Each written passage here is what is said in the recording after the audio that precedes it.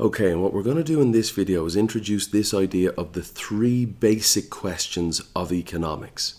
And I'll just give a quick kind of intro in that when I went to college, every single microeconomics textbook that I ever read started off with these three basic questions. And I always, they were in the introduction chapter, and I was a student at the time, for God's sake. My time was very limited doing things that I probably shouldn't be doing.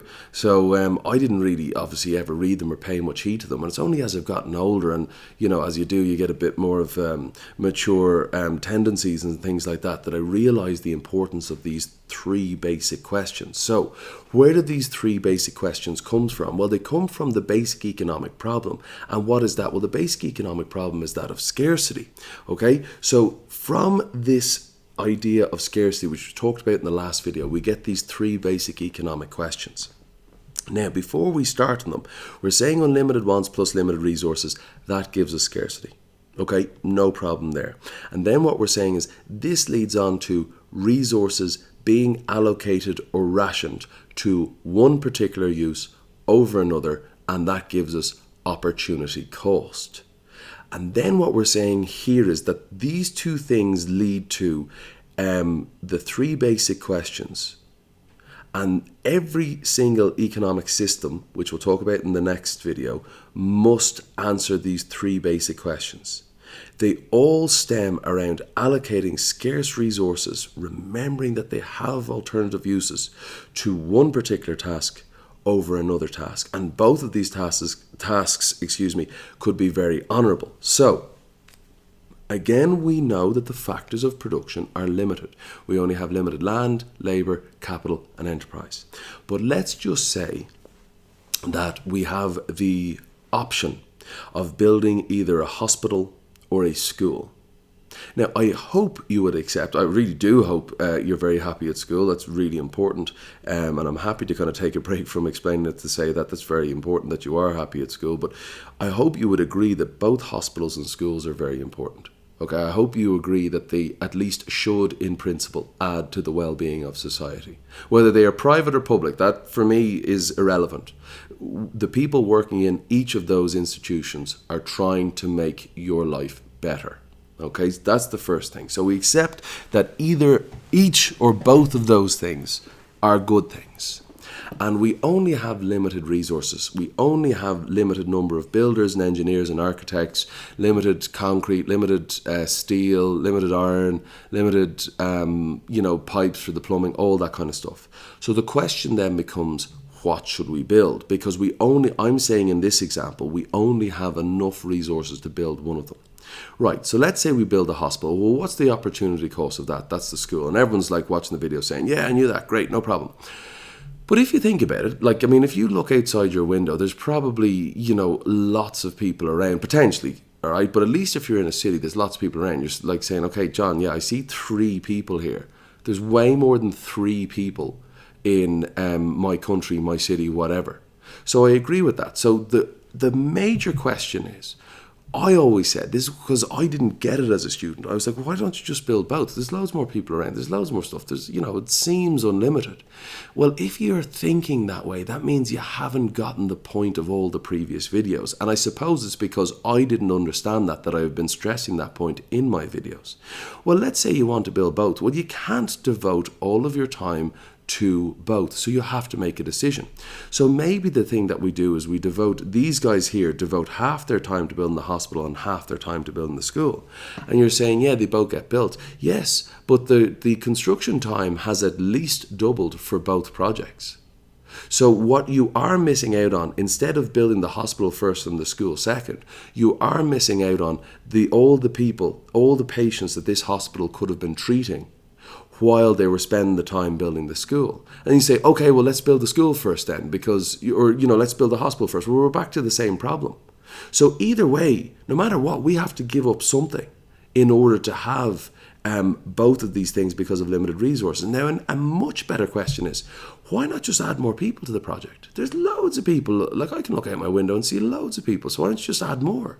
Say, okay, well, let's say we add more people. And then these guys concentrate in the hospital and these guys concentrate in the school. And you're like, look, that whole thing about scarcity, you're talking foolish rubbish. It's not true. But to quote the great economist, the French economist Frédéric Bastiat, there is the seen and the unseen. So what have I not presented? What is the opportunity cost of these guys working on the school? And what I've done is I've said it's this. I've said now these guys are working on the school. They can't simultaneously be working on the construction of the old folks' home to help elderly people that are in need. So the opportunity cost of these guys adding more people to the project means that this doesn't get built. And I think once you say, well, why don't you add more people and then the three of them can get built? Well, what happens then? Well, the third group of people aren't going to be building something else. And then if you keep on adding people, you run out of people in the economy. There's there's not unlimited people in America. Even in China, it's over 1 billion people. There's not unlimited people there. You cannot build or provide other useful services, whether they are goods or services, because there's not infinite people. And this is the point that I'm trying to make, that there is always an opportunity cost, even if you don't see it. Even if you can't tell what isn't being built, you haven't seen what has been given up. Something has always been given up. And I think that's a really, really important thing to keep in mind. Okay, now, so what we're saying is with unlimited wants, limited resources, that leads to scarcity. With scarcity, that leads to choice. And with choice, that leads to opportunity cost.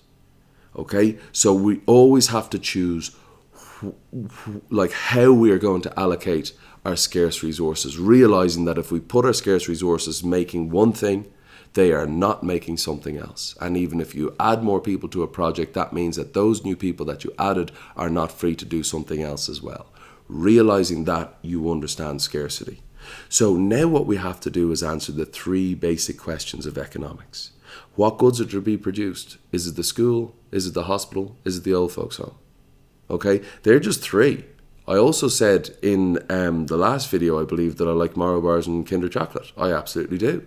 So, what are we going to do? We're going to devote these people to making schools, hospitals, old folks' home, or a chocolate factory. These are things that are genuine questions.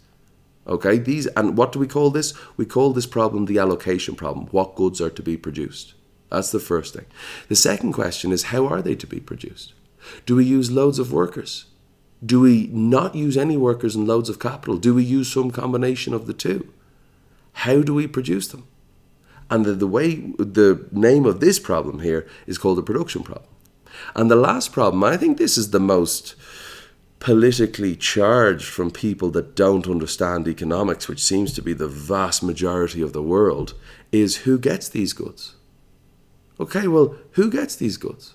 And you say, oh, it's the rich. The government should get involved. Maybe it is the rich, but ask yourself the question, how do they get rich? At least in a capitalist economy. They produce goods and services that you and I enjoy and were willing, at a price that we were willing to pay. They made our lives better. That's how they got rich. So you say, oh, it's unfair. It's not that simple. It really isn't. And this is called the distribution problem. So when you put these three questions together, you're like, oh my God, how do you answer these three questions? And then somebody will say the government should answer them.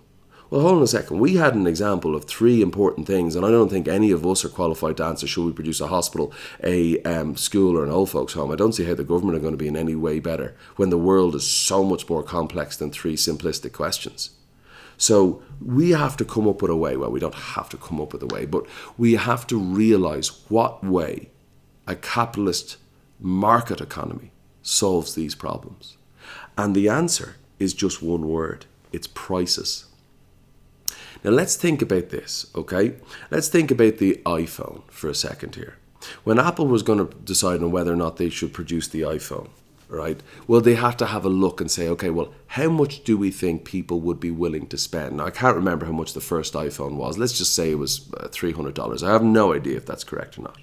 So they looked at the price and said, okay, that's what people will be willing to spend. So what goods should we produce? Well, should we produce an iPhone for $300 or should we produce something else potentially for less? Well, they're, capitalists, they're profit maximizers. Not just that, I'm sure they have pride in their work. But they're saying, okay, we could get paid $300 if we produce this iPhone. That's the price of the good.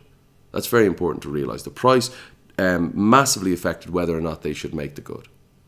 Then once they decided, okay, we should make the good, they had to answer a question. Well, how do we make it?